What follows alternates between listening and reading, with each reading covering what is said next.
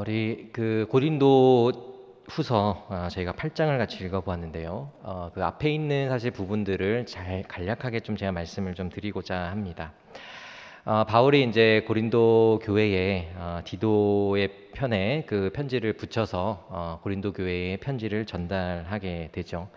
그것을 일명 우리가 눈물의 편지라는 그 편지를 우리 디도를 통해서 전달하게 됩니다. 그래서 디도가 그 후에 다시 바울에게로 돌아오게 되죠. 그랬을 때 바울이 그렇게도 애타게 기다리던 그 고린도 교회의 소식을 디도가 가지고 전해주게 됩니다. 자, 그랬을 때 이 고린도 교회가 어떠한 일을 행하였는지 그것을 디도를 통해서 바울이 듣게 되죠. 그것은 무엇이었습니까?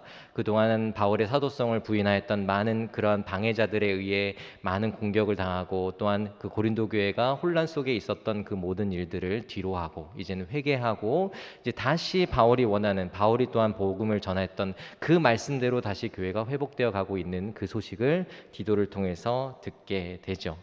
자, 그랬을 때 바울이 그 기쁨을 감출 수가 없었습니다. 그만큼 고린도 교회의 회복을 너무나도 원했던 바울이었기에 그 소식을 들었을 때 너무나도 기뻤죠.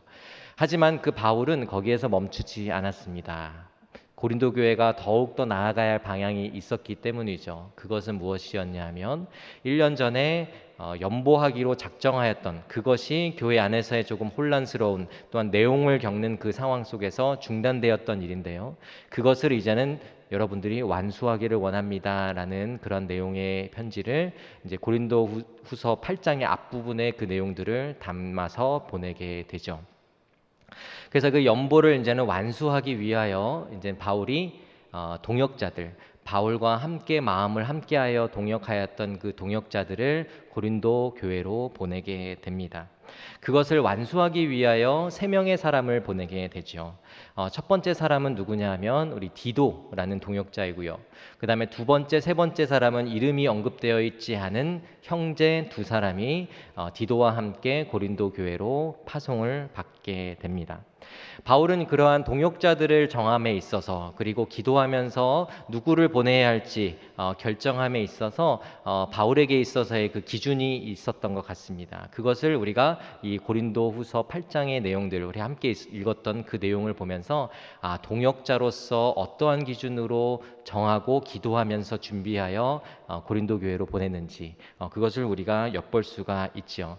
바울이 정했던, 또 바울이 세웠던 그 기준을 우리가 함께 살펴보면서 우리가 교회 안에서의 봉사자로서, 그리고 서로의 성도들의 동역자로서, 그리고 교회의 동역자로서, 또 우리 함께 섬기는 우리 교역자와 또 우리 담임 목사님과의 함께하는 그 동역자로서 어떠한 삶을 우리가 살아가며 또한 준비해 나아가야 할지, 또한 무엇이 갖추어져야 할지를 한번 우리가 돌아보는 시간이 되었으면 좋겠습니다.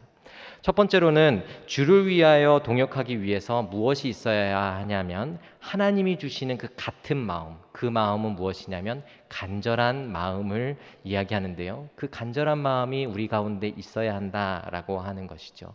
그와 더불어서 그 간절함에 더해서 자원하는 마음까지 우리가 함께 가지고 있어야만 한다라는 것을 바울이 말해주고 있습니다. 16절에서부터 17절의 말씀인데요. 저희가 함께 읽도록 하겠습니다. 시작. 너희를 위하여 같은 간절함을 그가 권함을 받고 더욱 간절함으로 자원하여 너희에게 나아갔고. 바울이 이제 함께 가야 할, 함께 보내줘야 할 우리 3명의 동역자를 택해야 하는데 누구를 먼저 택해야 할까, 누구에게 먼저 그것을 권해야 할까, 권면해야 할까를 고민했을 것입니다. 그러나 거기에서 제일 먼저 마음에 들어왔던 사람은 누구였을까요? 바로 고린도 교회를 다녀왔었던 디도였을 것입니다.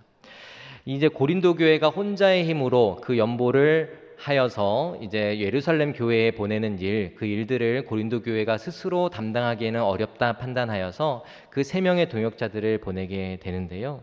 거기에서 매우 민감한 사항, 우리도 민감하게 받아들여지는 것이죠. 돈의 문제, 그 돈이 걸려 있기 때문에 누구도 여기에서는 자유롭지 못한, 그리고 여기에서 불미스러운 일이 생겼을 때는 모든 사람이 상처받을 만한 일, 그것이 바로 돈의 문제인데 그것을 잘 처리하기 위하여, 그리고 그것을 완전히 은혜 가운데 마무리하기 위하여 3명의 우리 동역자를 신중하게 선택하여 보내게 됩니다. 자, 그래서 고린도 교회도 신뢰할 수 있는 사람을 보내야 되겠죠. 그래서 디도를 생각하게 됩니다. 그래서 디도는 바울의 요청을 받게 되죠. 바울의 권면을 받게 됩니다. 왜냐하면 고린도 교회의 그런 상황들을 너무나도 잘 알고 있었고, 그리고 디도가 갔을 때 그것을 실패하고 돌아온 것이 아니라 디도는 그 안에서 회개한 것을, 그리고 우리가 마음에 소원하고 바라던 것들을 어떻게 보면 눈으로 목격하고 돌아왔기 때문에 누구보다도 이 고린도 교회와의 관계가 좋았다고 바울은 판단하고 있었던 것 같습니다. 그래서 바울은 고민 끝에 이 디도에게 그 고린도 교회로 갈 것을 또한 권면하게 되지요. 그 일은 참 매우 어려운 일입니다. 매우 조심스러운 일이죠. 왜냐하면 그곳에서 또 디도가 돌아왔을 때 또 한편으로는 굉장히 기쁜 일이기도 하지만 어떤 면에서는 힘든 일일 수도 있기 때문에 그 고린도 교회로 가게 될지, 가겠다라고 선뜻 말을 하게 될지 바울도 잘 알 수 없었던 것이죠. 그러나 디도에게 그 권면의 말을 전하였을 때 디도는 어떻게 반응합니까? 우리 16절의 말씀처럼 이렇게 반응하게 되죠. 너희를 위하여 같은 간절함을 디도의 마음에도 주시는 하나님께 감사하노니. 그러니까 바울이 가지고 있었던 그 고린도 교회를 향하여 가지고 있었던 매우 그 간절한 따뜻함, 사랑, 그리고 그 고린도 교회를 향한 너무나도 애틋한 마음, 그런 마음을 바울이 가지고 있었는데 디도도 또한 그런 마음을 같이 가지고 있었다라는 것을 바울이 발견하게 됩니다. 그래서 하나님께 어떻게 고백했습니까? 감사한다라고 고백할 수 있었던 것이죠. 이렇게 하나님께 감사한다라고 말을 할 수 있었던 것은 뭐냐면 사람의 입으로 설득할 수 있는 문제의 일이 아니었기 때문입니다. 오로지 하나님께서 디도에게 그 마음을 허락해 주셔야만, 그리고 그 뜨거운 마음, 그리고 고린도 교회를 향한 너무나도 간절한 마음을 하나님께서 심어 주셔야만 그 일들을 감당할 수 있게 되는 것이고, 그리고 바울이 너무나도 소원하던 그 고린도 교회가 이제 연보하는 일을 마치는 일을 온전히 이룰 수 있기 때문입니다. 그렇기에 하나님이 디도에게 그 마음 주신 것을 감사한다라고 바울은 고백할 수 있게 되는 것이죠. 그러나 바울은 무엇을 또한 발견하게 되냐면 이 간절한 마음을 가지고 있다라는 것을 발견함과 동시에 디도가 더 나아가서 어떠한 마음을 가지게 됩니까? 간절한 마음에 더해서 자원하는 마음까지 디도가 가지게 되었다라는 것이죠. 어떻게 보면은 바울이 지시한 것, 연보를 완수하여라라는 그 말을 순종하고 따르는 것, 그것도 매우 소중하지만 거기에 대해서 디도는 바울이 굳이 이야기하지 않아도 스스로 그것을 판단하고 결정하고 기도하면서 준비하여 고린도 교회가 이 연보를 완수하는 그 일을 다 이룰 수 있도록 잘 준비되었다라는 것을 이 16절을 통해서 우리는 알 수가 있게 되는 것이죠. 이 교회 안에서의 우리 섬김의 자리에 우리 여기에 계신 많은 성도님들이 모두 그 자리에 계신 줄 압니다. 또한 2가지, 3가지의 섬김의 자리에 있으셔서 매우 분주한 가운데 교회 생활들을 감당하고 계시는 줄 압니다. 그러나 우리의 마음속에 어떠한 마음을 가져야 할까요? 봉사의 자리에 우리가 해야 하기 때문에 해야 하는 일들도 있지만 그 가운데서는 우리는 어떤 마음을 가져야 할까요? 주의 영광을 위하여 우리가 서로를 위하여 서로 돕고 동역하는 관계이다라는 것을 우리가 잊지 말아야만 할 것입니다. 그런 동역의 관계로서 우리가 이 봉사의 자리에, 우리의 섬김의 자리에 서 있을 때 우리에는 어떤 마음이 들게 될까요? 그 가운데 하나님이 부어주시는 간절한 마음, 그리고 우리가 작지만 하나씩 하나씩 해나가는 그것을 통하여서 교회가 또한 유익을 얻게 되고, 그리고 내가 유익을 얻게 되고, 또한 내가 섬기는 또한 다른 지체가 유익을 얻게 되며 함께 자라가게 될 것을 우리가 간절히 바라고 절실한 마음으로 우리가 그것을 더욱 섬기게 되는 그런 마음이 우리에게 부어진다라고 하는 것이죠. 그것은 우리가 스스로 생각하고 되뇌이면서 얻을 수 있는 일이 아니라 그것은 누가 주셔야만 하는 일입니까? 하나님께서 그 마음을 부어주실 때, 그때에 우리가 동역의 관계로서 서로 봉사하며 기쁨으로 섬기며 나아갈 수 있게 되는 것이죠. 그래서 우리 디도가 그 기도하는 가운데 하나님의 그 마음을 받게 되는 것처럼 우리 또한 그런 섬김의 자리에 있을 때 더욱 주님이 우리에게 섬김의 자리 가운데 간절함으로 나아갈 수 있도록 우리가 구하고 구하면서 하나님이 우리에게 그 자리를 통해 기쁨을 주시기를 저희들이 더욱 소망하면서 나아가는 우리 성도님들 되시길 주님의 이름으로 축복합니다. 정말 우리가 또한 말씀을 통해서 그 하나님이 주시는 마음, 그 마음을 정말 깊이 깨달아 그것에 순종하는 사람을 우리가 한 사람을 또한 찾아볼 수가 있습니다. 자, 그 사람은 어떤 사람일까요? 바로 이사야 선지자이죠. 우리 이사야 6장 8절의 말씀을 저희들이 함께 읽어보면서 이사야는 어떠한 마음을 갖게 되었는지 함께 살펴보기를 원합니다. 우리 함께 읽도록 하겠습니다. 시작. 내가 또 주의 목소리를 들으니 주께서 이르시되 내가 누구를 보내며 누가 우리를 위하여 갈꼬 하시니 그때에 내가 이르되 내가 여기 있나이다 나를 보내소서 하였더니. 참 하나님 앞에 선 그 이사야는 너무나도 스스로 부족하다고 여겼습니다. 그럼에도 불구하고 하나님께서는 이 선지자로서 또 하나님의 일을 감당하도록 부르셨을 때 이 이사야는 어떻게 반응합니까? 내가 누구를 보내며 누가 우리를 위하여 갈꼬라고 말씀하실 때에 이사야가 하나님께 대답을 하죠. 내가 여기 있나이다 나를 보내소서. 정말 이사야는 하나님의 마음을 알고 있었던 것 같습니다. 이 황폐한 그 이스라엘 땅 가운데에 우상으로 완전히 물들어져 있는 그 이스라엘 땅 가운데에 하나님이 정말 회복의 은혜를 주시기를 원하시는데 그 자리에 내가 가기를 원합니다. 그리고 때로는 하나님이 그 심판하시는 그 자리라 할지라도 그것을 통하여 회복되는 이스라엘을 또한 이사야가 보기를 원했던 것이죠. 그래서 내가 여기 있나이다 나를 보내 주옵소서라고 하나님께 그렇게 응답을 하게 되었던 것이죠. 이와 마찬가지로 정말 우리가 하나님이 우리 각 자리에 또 교회 안에서 섬기는 모든 자리 가운데에 하나님의 뜻이 있어 그 부르신 자리임을 저희들은 믿습니다. 우리가 하나님이 그 자리에 부르신 줄을 믿고 하나님 내가 이 자리에 그냥 선 것이 아닙니다. 하나님의 뜻이 있어 나를 이 자리에 불러주시고 나를 그 자리에 세워서 주님을 또한 귀하게 섬기도록 나를 이 자리에 세워주셨습니다. 하나님 주님의 그 마음으로 내가 또한 그 자리를 온전히 감당할 수 있도록 하여 주옵소서. 정말 그러한 간절한 마음과 그리고 또한 그 가운데 우리에게 부어주시는 정말 자원하는 마음으로 정말 그 모든 섬김의 자리를 감당하시는 우리 성도님들 되시기를 주님의 이름으로 축복합니다.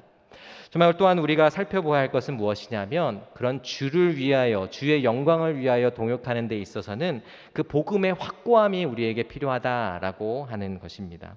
그리고 또한 성도들을 향한 그 우리의 확신, 신뢰가 우리에게 또한 필요하다라고 하는 것인데요. 그 디도를 비롯하여서 우리 두 명의 형제가 또한 함께 파송을 받게 됩니다. 자, 그 두 사람은 어떤 사람인지 18절과 19절 그리고 22절에 소개하고 있는데요. 18절과 19절에 그 한 사람의 형제를 또한 소개하고 있습니다. 제가 18절 19절 읽어드리겠습니다. 또 그와 함께 그 형제를 보내었으니 이 사람은 복음으로써 모든 교회에서 칭찬을 받는 자요 이뿐 아니라 그는 동일한 주의 영광과 우리의 원을 나타내기 위하여 여러 교회의 택함을 받아 우리가 맡은 은혜의 일로 우리와 동행하는 자라. 이렇게 설명하고 소개하고 있습니다. 바울은 이 형제에 관하여서 복음으로써 모든 교회에서 칭찬을 받는 자라고 이렇게 소개하고 있는 것을 여러분은 보고 계십니다. 자, 어떻게 보면 그 복음으로써라는 그 표현이 참 우리는 좀 이해하기 힘든 표현이죠. 이것을 좀 더 쉽게 풀어서 설명을 해보자면 이렇습니다. 복음을 가르치고 복음을 선포하는 자로서 교회의 칭찬을 받는 자라고 이렇게 풀어서 설명을 할 수가 있게 되겠죠. 바울이 보기에는 바울의 그런 사도성을 공격하는 자들이 고린도 교회 가운데 있었죠. 그래서 고린도 교회가 좀 힘든 상황 속에도 빠져 있었습니다. 그렇기에 그곳에 연보하는 일들을 완수하기 위하여 그것이 얼마나 섬김의 귀한 자리인지를 또한 이야기할 뿐만 아니라 그리고 그러한 어려움이 아직까지 잘 정리가 되지 않았을 때에는 그 복음으로써 확고한 사람이 가서 그것을 전하고 그것이 무엇이 잘못되었는지를 이야기함으로써 이제는 바로 교정하여서 하나님 앞에 온전한 교회로서 나아가기 위하여 바울이 이 복음을 온전히 선포하고 가르치는 자를 그곳에 파송하게 된다라는 것을 저희들이 알게 되는 것이죠. 이렇게 바울이 매우 중요하게 생각하는 부분이 바로 이런 것이었습니다. 어떤 면에서는 말씀 위에 기초 위에 바로 세워져 있어야만 온전한 그 하나님이 교회 가운데로 요구하신 일들을 감당할 수 있기 때문에 바울이 두 번째로 보내는 그 두 번째 사람은 복음으로서 매우 확고하고 또한 복음을 매우 잘 가르치고 선포하는 자를 보냈다라는 것을 이 말씀을 통해 알 수 있습니다.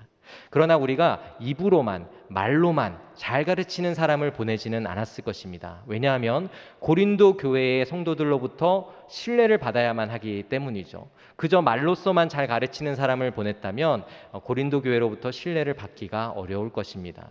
그러나 바울은 어떤 사람을 보냅니까? 잘 가르칠 뿐만 아니라 또한 많은 교회로부터 칭찬을 받는 자, 그런 사람을 그 고린도 교회로 보내게 되는 거죠. 그것은 무엇이냐면 많은 교회로부터 칭찬을 받는다라는 것은 인정을 받는다는 것이고 또한 존경을 받는다라고 하는 겁니다.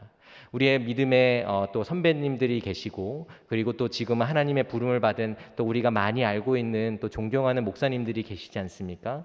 만약 그런 분들이 우리 어려운 만약의 상황 가운데 있을 때에 그럴 때에 말씀하시는 그런 말씀이 매우 권위 있게 느껴지는 것처럼 복음을 잘 가르칠 뿐만 아니라 그 복음에 있어서도 삶 또한 그 복음과 함께 따라가는 그러한 사람, 그리고 교회로부터 존경받고 또한 인정을 받는 사람, 그런 사람이 그곳으로 보내졌을 때 바울이 생각하였고 또 바울이 또한 고린도 교회를 향하여서 바라고 있는 그런 연보하는 모든 사역들을 온전히 완수하게 되는 것이죠.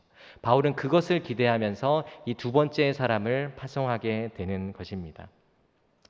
이렇게만 보았을 때 복음에 합당한 삶을 살아가는 삶, 그런 사람이 또한 우리 교회 안에서의 동역자로서 섬겨야 합니다. 이렇게 말씀을 드린다면 정말 우리가 너무나도 부끄러워지고 우리는 너무나도 그것을 넘어설 수 없는 사람이라고 느껴질 수도 있을 것입니다. 그러면 우리는 이렇게 생각해 봐야 하겠죠. 우리가 그 복음에 합당한 자로서 지금 현재 서 있는가라고 하기에는 우리는 너무나도 부족한 모습들이 많이 보입니다. 그러나 우리가 그런 삶을 위하여 무엇을 준비해야 할까요?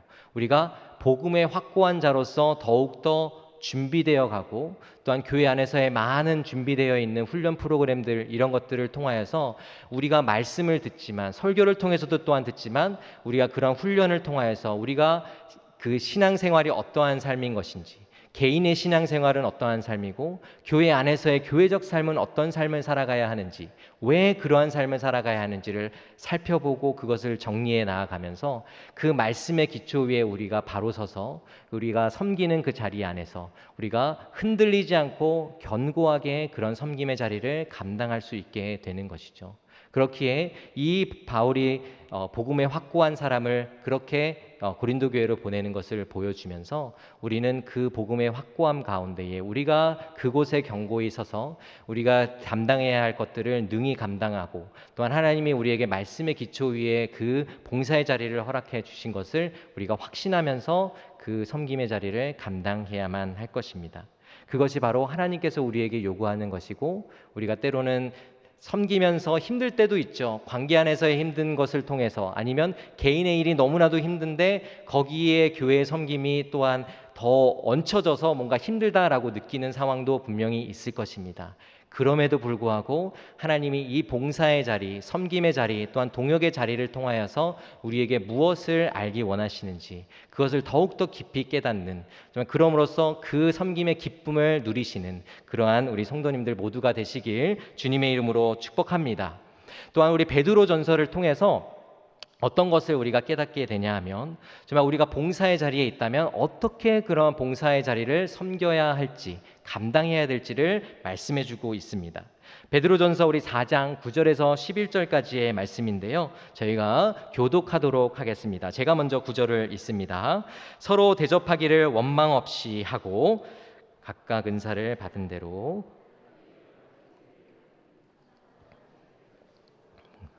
만일 누가 말하려면 하나님의 말씀을 하는 것 같이 하고 누가 봉사하려면 하나님이 공급하시는 힘으로 하는 것 같이 하라. 이는 범사에 예수 그리스도로 말미암아 하나님이 영광을 받으시게 하려 함이니 그에게 영광과 권능이 세세에 무궁하도록 있느니라. 아멘. 베드로가 이렇게 이야기하죠. 베드로는 받은 은사대로 섬기고 봉사하는 것이 예수 그리스도로 말미암아 하나님이 영광을 받으시는 것, 이렇게 설명하고 있습니다. 왜 예수 그리스도로 말미암아 이렇게 이야기하고 있는 것일까요? 바로 예수 그리스도께서 이미 그렇게 행하셨기 때문입니다. 이것이 바로 섬깁니다. 내가 너희를 섬기러 왔고, 그리고 이러한 삶이 너희 또한 교회 안에서 이러한 섬김의 삶을 너희들이 살아야 한다라는 것을 직접 보여주셨기 때문이죠. 그래서 마태복음 4장 23절에 예수 그리스도의 이러한 삶을 우리에게 보여주십니다. 예수께서 온 갈릴리에 두루 다니사 그들의 회당에서 가르치시며 천국 복음을 전파하시며 백성 중에 모든 병과 모든 약한 것을 고치시니. 예수님께서는 가르치는 일들을 하셨죠. 복음을 전파하시는 일을 하셨습니다. 그리고 더불어서 약한 자들을 고치시는 일들을 하셨죠. 우리는 물론 누군가의 병을 고치는 일들을 우리는 하지는 못합니다. 그러나 정말 우리가 할 수 있는 일은 무엇입니까? 우리가 연약한 성도들을 돌보고, 또한 필요가 공급되어야만 하는 성도들을 돌보는 그러한 사역들, 또한 여러 가지의 또 언급하지 않았던 많은 우리 교회 안에서의 섬김의 자리 가운데서 이것을 통하여 하나님이 영광 받으시기를 원하시고, 예수님이 그러한 삶을 사셨기에 우리가 또한 교회 안에서 다른 지체들을 돌아보고 그들을 섬기는 자리로서 우리를 불러주셨다라고 하는 것입니다. 그러한 섬김의 자리를 온전히 감당할 때 교회의 온전함이 드러나게 되는 것이고, 또한 말씀을 따라 순종하며 살아가는 우리의 모습들을 통하여서 교회가 더욱더 온전해 가는 것입니다. 그렇게 바울은 복음에 있어서 확고하면서도 또한 그렇게 행하는 자를 동역자로 파송하는 것이죠. 복음의 이런 확고함이 동역하는 일에 반드시 필요합니다. 아까도 말씀드린 것처럼 저희들 1:1 제자 양육 광고도 예전에 했었었고요. 그리고 또 담임 목사님과 또 지금 안수 집사님들이 제자 훈련을 또한 받고 계십니다. 이런 그 과정을 통하여서 우리가 구원받았음을 알고 있지만 그 구원받았음이 여기에만 머무르지 않고 교회 생활 안에서 우리가 왜 섬겨야 하는지, 그리고 삶 안에서는 우리가 경건한 삶을 왜 살아가야 하는지, 주님과 어떻게 동행하며 살아가야 하는지, 그것들을 배워가면서 정말 그 말씀의 기초 위에 우리가 그러한 풍성한 그 그리스도인의 삶을 살아갈 수 있게 되는 것이죠. 그것을 통하여 하나님이 그 온전한 교회의 모습을 또한 이루어가게 하시고, 하나님 또한 교회 안에서의 풍성한 은혜의 나눔을 나누게 하시는 것입니다. 그렇게 우리에게 바울을 통하여서 복음의 확고함 가운데 우리가 더욱더 견고해져 가는 삶을 우리에게 요구하고 있는 것이죠. 또한 베드로는 어떻게 이야기합니까? 하나님이 공급하시는 힘으로 하는 것 같이 하라. 그 봉사의 자리로 하나님께서 불러주셨을 때 그 섬김의 자리로 여러분들이 나아간다면 하나님이 공급하시는 힘으로 하라, 이렇게 권면하고 있습니다. 우리가 교회 사역들을 감당해 나아가면서 때로는 힘들 때도 있죠. 그리고 지칠 때도 있습니다. 그러나 우리가 그때 어떠한 마음으로 해 나아가야만 할까요? 정말 이 말씀에 기초하여서 하나님이 공급하시는 힘으로 하라라는 그 말씀에 우리가 순종하고, 그 말씀을 우리가 마음에 깊이 새기면서 그 말씀을 붙잡고 더욱 동역자로서, 또한 우리 봉사자로서의 그 섬김의 자리를 감당해야만 하는 것이죠. 또한 이러한 동역자들의 이러한 두 번째의 복음의 확고한 자로서 동역자가 세워져야 한다라고 말씀을 드렸는데요. 세 번째로는 무엇이냐면 우리 성도들을 서로 신뢰하는 자로서 나아가야만 한다라고 하는 것입니다. 우리 22절의 말씀입니다. 제가 읽어드립니다. 또 그들과 함께 우리의 한 형제를 보내었노니 우리는 그가 여러 가지 일에 간절한 것을 여러 번 확인하였거니와 이제 그가 너희를 크게 믿음으로 더욱 간절하니라. 바울이 지켜보았을 때 이 사람은 어떤 사람이라고 소개하고 있냐 하면 간절한 마음으로 일을 하는 사람이다라고 이렇게 소개하고 있습니다. 앞에서 우리가 먼저 보았죠. 디도를 동역자로서 보낼 때 그 보았던 것이 중점적으로 보았던 것이 무엇입니까? 바로 간절함입니다. 이 형제에게서도 그 간절함을 볼 수 있었던 것이죠. 그러나 한 번에 보고 그것을 판단한 것이 아니라 이 형제를 두고두고 관찰하였던 것입니다. 여러 가지의 일들을 하는 것을 통해서 이 형제에게는 간절함이 있구나라는 것을 확인하고 또 확인하여 이제는 저들과 함께 이 고린도 교회로 파송하는 것이 좋겠다라고 바울은 판단하였습니다. 자, 그랬을 때 이 간절함은 무엇이냐면 좀 다른 표현으로는 이런 의미를 담고 있습니다. 열렬한 그리고 부지런한 이런 단어를 함께 그 의미들을 포함하고 있는데요. 이 간절한 마음을 가지고선 또한 어떤 일을 어떻게 해놨냐면 부지런하게 이 고린도 교회의 연보를 위하여 이것을 완수하기 위하여 부지런히 할 사람이겠구나라는 것을 바울이 보았던 것이죠. 이 앞서도 말씀드린 것처럼 이 돈의 문제는 매우 민감한 부분이고 그리고 이곳에 있어서의 굉장히 실수한다면 이 사역을 망치는 것이기 때문에 바울은 매우 신중했고 그리고 또 그것을 위하여 이렇게 부지런하고 또한 간절하게 이 고린도 교회를 위하여 섬길 사람을 우리 고린도 교회로 파송하는 것을 여기를 통해 보게 됩니다. 이 사람은 또한 어떠한 무엇을 가지고 있는 사람이었냐면 고린도 교회 성도들을 큰 신뢰로 신뢰하고 있었던 사람이었다라는 것을 말씀해 주고 있습니다. 이 사역함에 있어서 매우 중요한 것이 신뢰인 것 같습니다. 우리가 같은 뭔가 일을 우리 부서 안에서의 어떠한 행사를 준비해 나갈 때 어떤 사람을 신뢰하지 못하고 이 사람의 말이 진짜인가 아닌가를 의심하면서 사역을 한다면 그 사역을 온전히 감당할 수 있을까요? 우리가 그 사람을 함께 사역함에 있어서 필요한 것은 신뢰입니다. 그 사람이 행동하고 그 사람이 결정하고 또한 그 함께 힘써서 나아가는 그것이 정말 그 하나님을 위하여 주를 위하여 정말 섬기는 그 간절한 순수한 마음으로 그 자리에서 섬기고 있구나라는 것을 우리가 함께 믿고 나아가야만 그 부서 안에서의 우리가 봉사의 자리에서 해야 할 일들을 모두 우리가 완수할 수 있는 것이죠. 그만큼 우리가 서로를 신뢰하는 것 그것이 매우 중요합니다. 우리가 말없이 그냥 이 사람이 하는 것이 그렇겠지라고만 우리가 지켜보면서 나아가는 것이 신뢰가 아니라 우리가 이 사람이 어떠한 마음으로 지금 섬기고 있는지를 같이 나누고 서로 그것을 공유하면서 우리가 이것을 통하여서 정말 이러한 하나님께서 이렇게 영광 받으시면 좋겠다. 이것을 통하여서 하나님이 정말 기쁘게 받아주시면 좋겠다. 그리고 우리가 함께 기도하면서 준비하는데 이런 사역을 통해 하나님이 이런 일들을 잘 이루어 가주시면 좋겠다라는 그러한 소원하는 마음, 또 이 사역을 통해 하나님이 그렇게 이루어지기를 바라는 그 소망하는 마음을 함께 공유하면서 서로의 그 마음을 함께 맞추어 서로를 신뢰하면서 그 일들을 감당해 나아가는 것이 정말 주의 영광을 위하여 동역하는 자의 덕목이라고 할 수 있겠습니다. 정말 이러한 세 가지의 말씀을 드렸는데요. 정말 우리가 동역자로서 어떠한 마음을 가져야 합니까? 바로 하나님께서 주시는 그 간절한 마음, 그리고 또한 그것을 위하여 주님 앞에 하나님의 뜻이 무엇인지, 또 이 자리를 불러주신 하나님의 목적이 분명히 있다면 정말 나의 마음 가운데에 간절한 마음을 더욱 부어주시고 정말 그 간절함을 가지고 또한 더욱 자원하는 마음으로 주를 위하여 섬길 수 있도록 저를 도와주옵소서 하는 그러한 우리의 간절한 소망으로 정말 우리 동역자의 삶, 그리고 우리 봉사자의 그 섬기는 자의 삶을 살아가시는 우리 성도님들 되시길 축복합니다. 그리고 또한 우리 성도님들을 신뢰하고 서로를 신뢰하고 그리고 또한 복음의 든든한 기초 위에 바로 서서 정말 여러 가지 어려움 가운데 있다 할지라도 그 말씀을 가지고 굳게 붙잡고 정말 하나님이 주시는 공급하시는 그 힘을 따라 우리가 이 자리를 더욱더 힘있게 섬기며 나아가겠습니다라는 그 말씀에 기초한 결단을 가지고 더욱 기쁨으로 섬겨 나아가시는 우리 성일교회 우리 성도님들 한 분 한 분 되시길 주님의 이름으로 축복합니다.